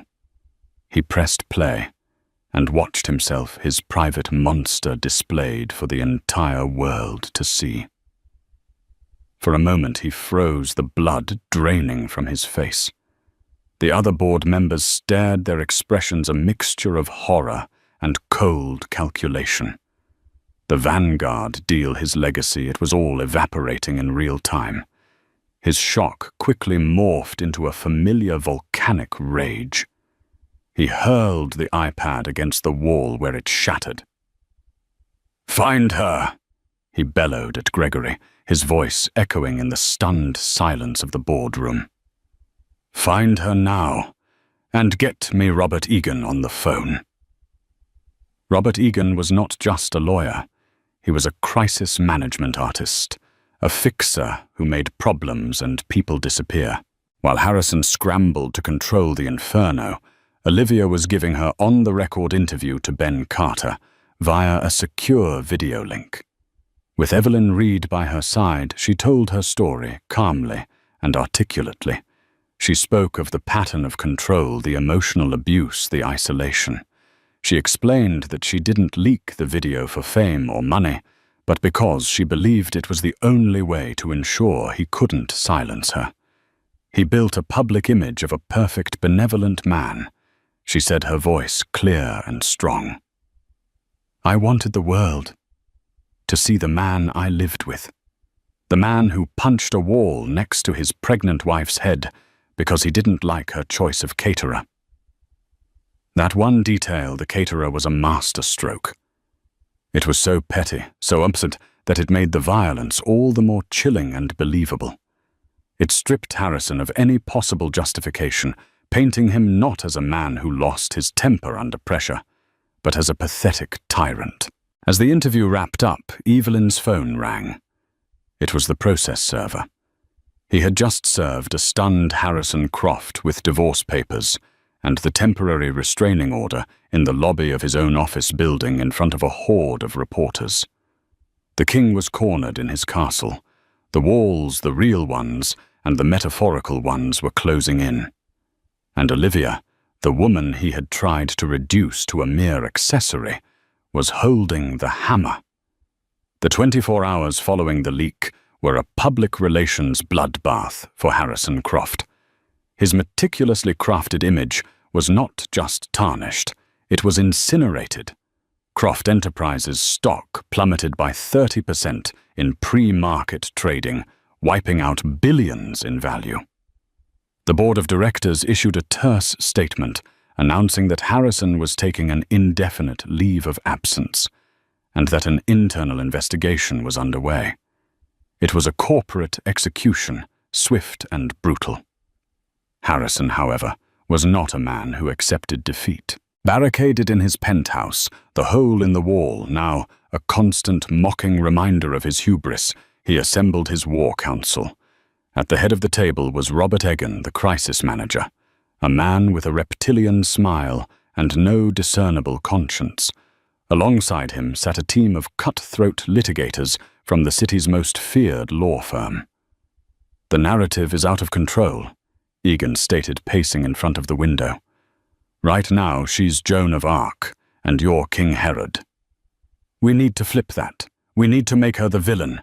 She has a video of me punching a wall next to her pregnant head." Harrison snarled, pouring himself another scotch. "How do you flip that?" "We don't attack the video. The video is a fact. We attack the person who leaked it," Egan explained, his eyes glinting. "We paint Olivia Davenport as a manipulative, unstable gold digger. She knew you were under pressure. She provoked you. She had a hidden camera ready to capture the one moment you snapped. It was a setup, a multi-million-dollar shakedown. The strategy was classic character assassination. Within hours, the counteroffensive began. Anonymous sources close to Harrison Croft began whispering to tabloid journalists and gossip bloggers. Stories began to surface, crafted from half-truths and outright lies. Olivia Davenport had a history of emotional instability. She was unhappy that Croft insisted on a bulletproof prenuptial agreement.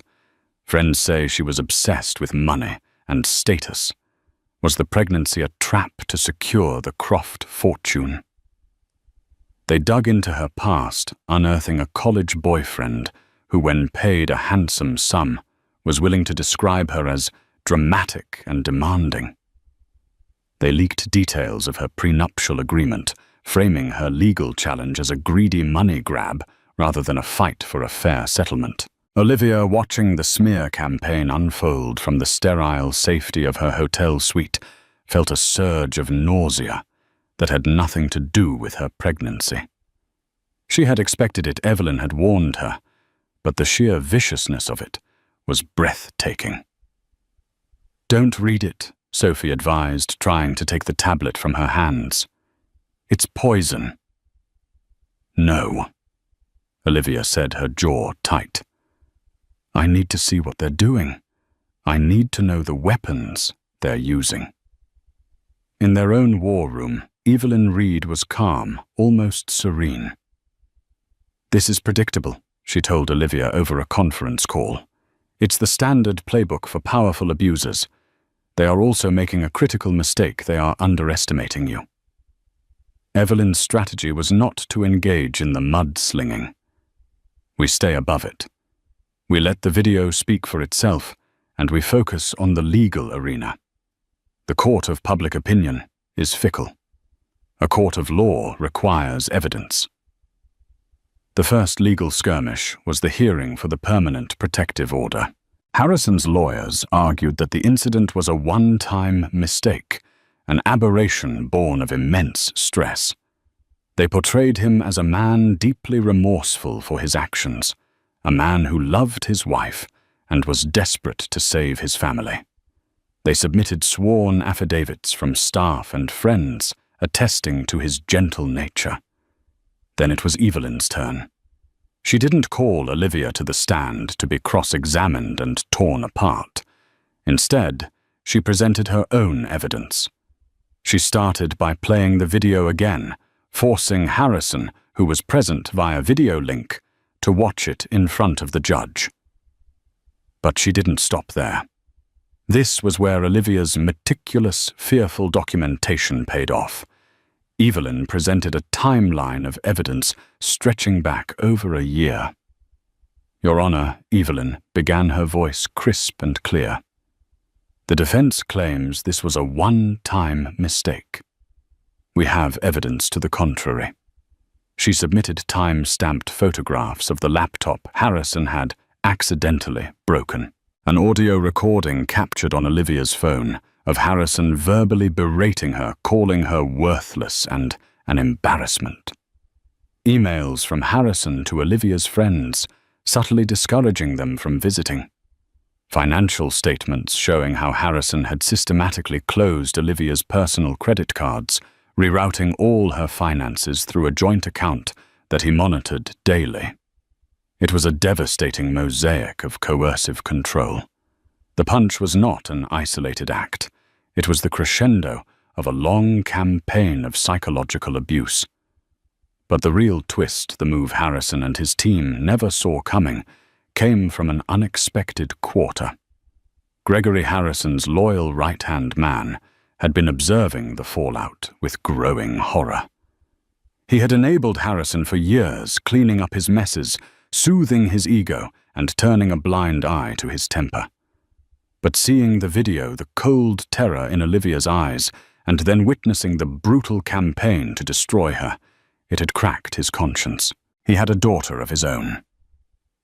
Panicked by the internal investigation at Croft Enterprises, and terrified of being legally implicated in Harrison's downfall, Gregory made a choice. He contacted Evelyn Reed. He didn't have evidence of more physical abuse. He had something far more damaging to a man like Harrison Croft, evidence of financial crimes. Gregory provided Evelyn with documents proving Harrison had been using the Croft Foundation, the very foundation they were planning the gala for, as a personal slush fund, funneling charitable donations to cover personal expenses and risky private investments. He was laundering money through his own philanthropy. At the next hearing, which was meant to be a preliminary discussion about asset division, Evelyn Reed dropped the bomb. "Your Honor, my client is not just a victim of domestic abuse, but she has also unwittingly been made party to potential federal crimes," Evelyn announced to a stunned courtroom. We have evidence of significant financial impropriety related to the Croft Foundation, and we will be turning this evidence over to the U.S. Attorney's Office for the Southern District of New York." The color drained from the faces of Harrison's lawyers. This changed everything. This was no longer a messy divorce. It was a case of charity fraud, wire fraud, and money laundering. Harrison's personal liberty was now on the line. The legal battlefield had just expanded, and Harrison was now fighting a war on two fronts, with his reputation in tatters and the federal government about to become his new adversary. The smear campaign against Olivia halted abruptly. Robert Egan and his team were now in damage control mode for a much bigger crisis. Harrison Croft, the untouchable titan, was no longer just fighting to save his fortune. He was fighting to stay out of prison. The news of the impending federal investigation was the final fatal blow to Harrison Croft's empire. The board of Croft Enterprises, which had initially placed him on leave, now moved to terminate him entirely, invoking a morality clause in his contract. The man who had built the company from nothing was unceremoniously exiled, his name scrubbed from the corporate letterhead like an embarrassing typo. His one-time allies and sycophants in the worlds of business and society vanished, their loyalty as hollow as his public persona. The invitations stopped. The calls went unreturned. The silence was absolute. For Olivia, the shift was seismic. The narrative, which had briefly been twisted against her, snapped back with a vengeance. She was no longer just a victim of domestic violence, but a whistleblower who had exposed a corrupt charlatan. The public, which had been fed a diet of lies about her being a gold digger, now saw her as a woman of immense courage. Donations poured into women's shelters in her name. Advocacy groups lauded her bravery. She had weathered the storm. She spent those weeks in a quiet, secluded estate in upstate New York, rented by Evelyn's firm. Sophie stayed with her, a constant, grounding presence. For the first time in years, Olivia felt the suffocating weight of Harrison's control lift. She took long walks in the woods, breathing in the scent of pine and damp earth. She read books not to appear smart, but for the simple joy of it. She ate what she wanted, wore what she wanted, and spoke when she wanted. She was slowly, carefully rebuilding herself. Her pregnancy progressed peacefully. Away from the stress and fear of the penthouse, she felt a profound connection to the child growing inside her. This baby was no longer just a reason to escape. It was her partner in this new life, a future she was fighting for. Meanwhile, Harrison's world was shrinking to the size of a courtroom. His high-powered legal team, now focused on the federal charges, advised him to settle the divorce quickly and quietly. A public, drawn-out fight with Olivia would only provide more ammunition for the prosecutors and further poison any potential jury pool. The settlement negotiation was not a negotiation at all. It was a surrender. Evelyn Reed, armed with the threat of Gregory's testimony and the weight of the federal case, dictated the terms. Olivia would receive a settlement that was far more than the prenup stipulated, not out of greed, but as a matter of principle and security. It included the full transfer of a trust fund for their child, ensuring the baby would never have to depend on Harrison for anything. More importantly, it included Harrison relinquishing all parental rights. He could never see contact or make any claim to their child. It was the ultimate price for his actions. He would lose his legacy, not just in business, but in blood. Faced with the prospect of a lengthy prison sentence, a desperate Harrison agreed to everything. He signed the papers, his signature, a weak scrawl, a ghost of his former arrogant flourish. The final piece of the puzzle fell into place a week later. The U.S. Attorney for the Southern District of New York held a press conference. Standing before a bank of cameras, he formally announced the indictment of Harrison Croft on multiple counts of wire fraud and money laundering. He specifically credited information provided by concerned citizens for initiating the investigation.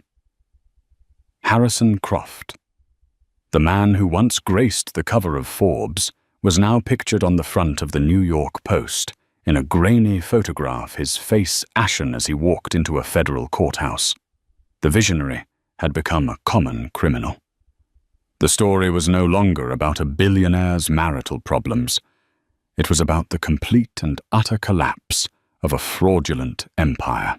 A few days after the settlement was finalized, Olivia was sitting on the porch of the upstate house, watching the sunset paint the sky in shades of orange and purple.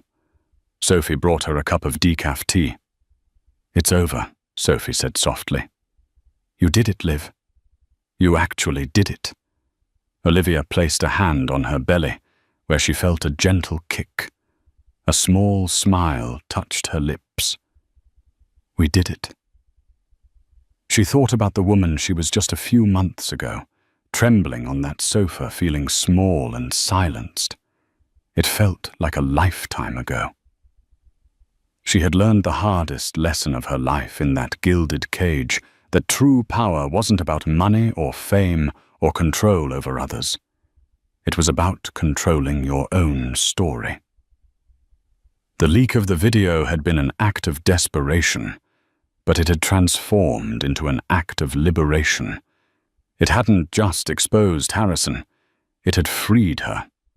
She had walked through fire and emerged not unscathed, but stronger, purer, and finally, unequivocally, herself. She wasn't Mrs. Harrison Croft anymore. She was Olivia Davenport, a mother-to-be, a survivor, and the architect of her own quiet, beautiful freedom. The future was uncertain, but for the first time in a very long time, it was hers to write. 6 months felt like a lifetime. The world that had imploded in a storm of headlines and legal filings had settled into a fragile, quiet peace. Winter had descended upon New England, blanketing the landscape in a soft, sound-dampening layer of snow. Olivia had traded the suffocating luxury of a Park Avenue penthouse for a modest, charming colonial in a quiet suburb of Boston. It was a 5-minute drive from her sister Sophie, a proximity that felt like a fortress wall. Her new life was measured in the rhythms of her daughter Lily. The baby had been born in late autumn, a healthy, beautiful girl with Olivia's dark hair, and to her immense relief, none of Harrison's features. Her world, once filled with galas and hostile takeovers, now revolved around 3 a.m. feedings, the scent of baby powder, and the gummy, unconditional smile of her child. The silence she had once craved was now filled with lullabies and the gentle gurgle of a happy baby. She was healing. Most days she believed it. But trauma leaves echoes. A car door slamming in the street could send a jolt of adrenaline through her. A raised voice in a movie made her flinch. She had nightmares where she was back in the penthouse, the walls closing in a gaping black hole next to her head. Harrison was a ghost who haunted the edges of her newfound peace. He was under house arrest in his empty penthouse, awaiting a federal trial. His communications monitored, his assets frozen. He was a cutted beast. Yet she knew beasts were most dangerous when cornered. The package arrived on a Tuesday. It was a plain brown box with no return address, the label printed in a generic font. Sophie, who was over for lunch, eyed it with suspicion. "Probably another baby gift from some well-wisher," Olivia said, trying to sound casual as she sliced through the tape with a kitchen knife. The public by and large remained on her side. She'd become a reluctant symbol of survival and gifts from strangers weren't uncommon. But this wasn't a baby blanket or a stuffed animal. Inside, nestled in tissue paper, was a worn, leather-bound book. Olivia's breath caught in her throat. She knew it instantly. It was her father's journal. Her father, a history professor who had died a decade ago, had been a prolific writer. His journals were his most prized possessions. After his death during a chaotic move, several of them had been lost, including this one from his final year. Olivia had mourned its loss for years. She had told Harrison the story once in the early days, in a moment of intimate, trusting vulnerability. He had listened, his expression full of sympathy. She opened the cover. On the inside page, in her father's familiar scrawl, was his name, Professor Alistair Davenport. Tucked beneath it was a small, crisp, new piece of paper.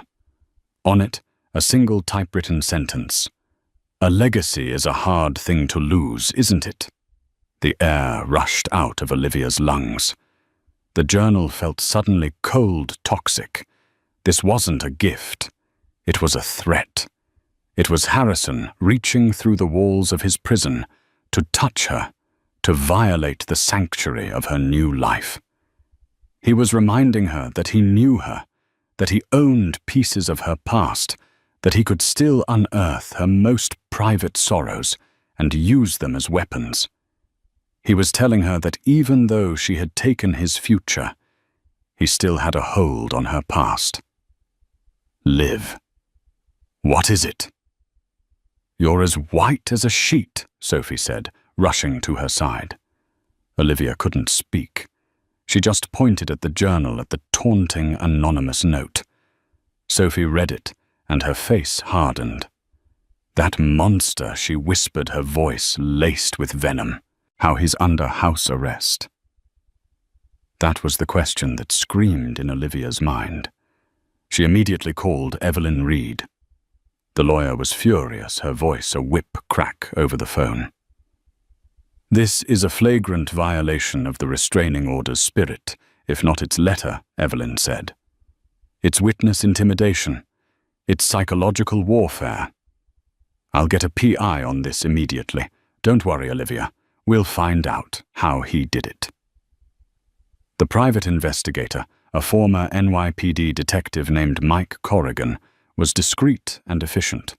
For 2 weeks, Olivia lived on edge, jumping at every shadow. She installed a more advanced security system. She rarely left the house. The ghost had become a palpable presence again, the echoes of her past threatening to drown out the quiet joys of her present. Corrigan's report came via a secure email to Evelyn, who relayed the findings to Olivia and Sophie in a conference call. "Harrison has been using his legal counsel visits," Evelyn explained, her tone grim. "He's allowed privileged, unmonitored conversations with his defense team. He's been passing coded messages to a junior paralegal on his team, a kid named Leo Batch. Batch then uses burner phones and cash drops to communicate with a network of fixers Harrison still has on his payroll." "So he's still pulling the strings," Olivia said, her stomach twisting. "It's worse than that," Evelyn continued. "The journal was just a message to you, a way to terrorize you. The PI discovered the primary focus of this network. Harrison isn't just trying to spook you, Olivia. He's actively trying to blow up the entire federal case against him." A cold dread settled over Olivia. How Gregory Evelyn said, and Olivia's heart sank. The whistleblower. Gregory is the prosecution's star witness. His testimony about the Croft Foundation fraud is the linchpin of their case. Harrison's people have been systematically dismantling Gregory's life.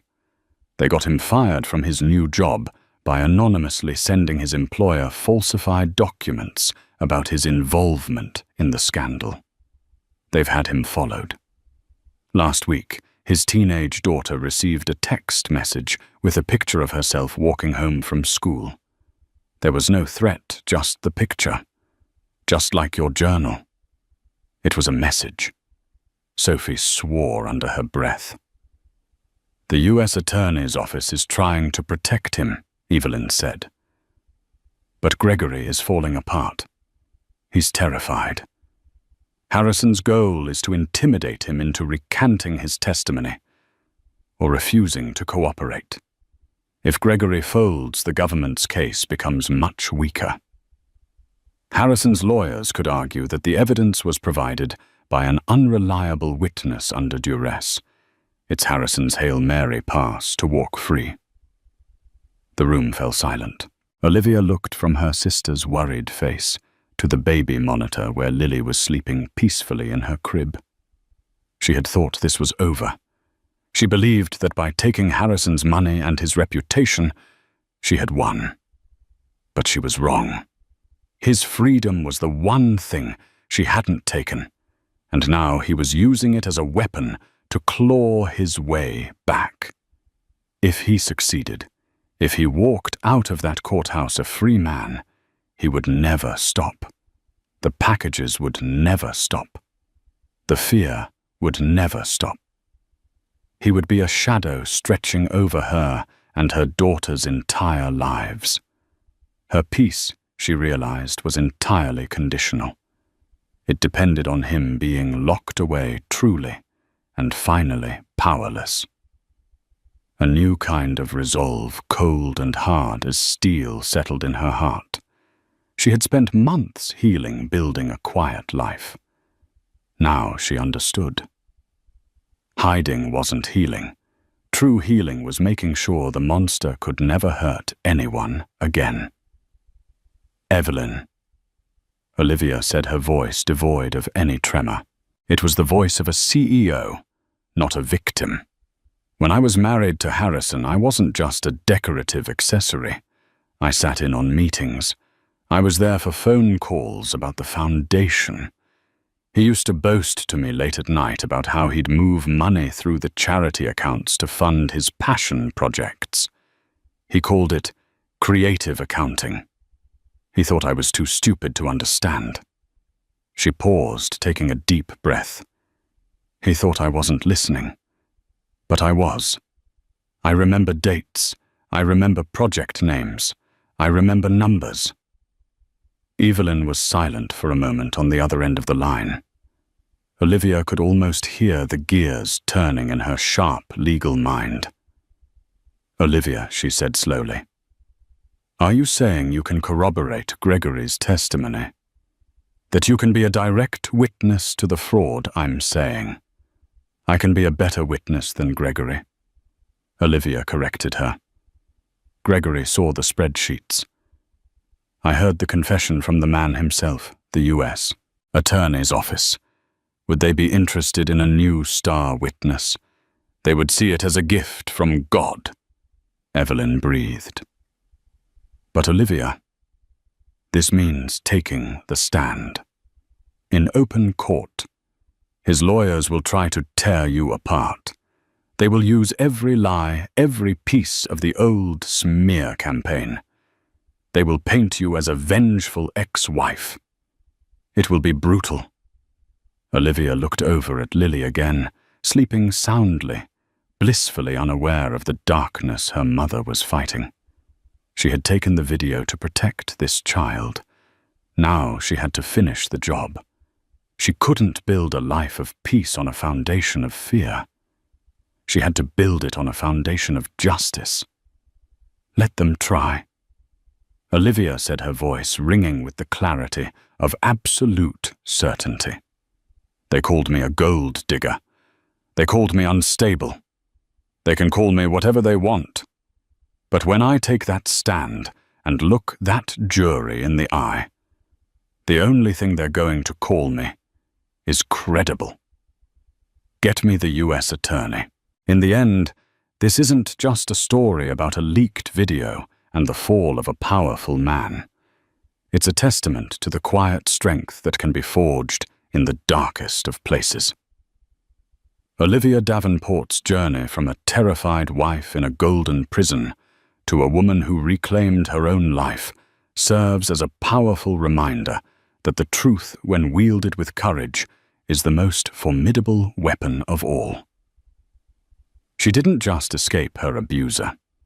She dismantled the very source of his power, proving that real strength isn't about how hard you can punch, but about how resiliently you can stand back up. Her story is a voice for the voiceless, and a symbol of hope for anyone who feels trapped. If Olivia's story of courage resonated with you and you believe in the power of truth, please give this video a like and share it to spread the message. Subscribe to our channel for more real-life stories that matter. What would you have done in her position? Let us know in the comments below. Thank you for watching.